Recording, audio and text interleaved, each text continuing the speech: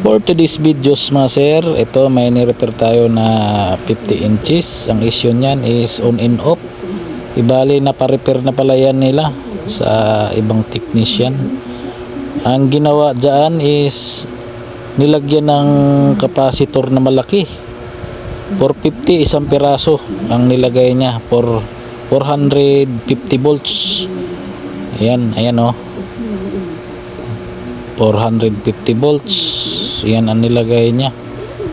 Pag mga ganyan mga sir, ibalik nyo sa original ang voltahe ng capacitor, kasi pag ganyan malakas yan eh. Malakas ang load niyan eh.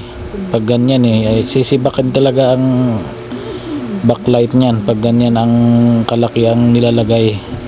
Yung mga tama lang, mga amparad lang, mga 10 farad, mga ganon. Yan, yung wag naman masyadong malaki. Ayan, okay na, success. Salamat mga sir.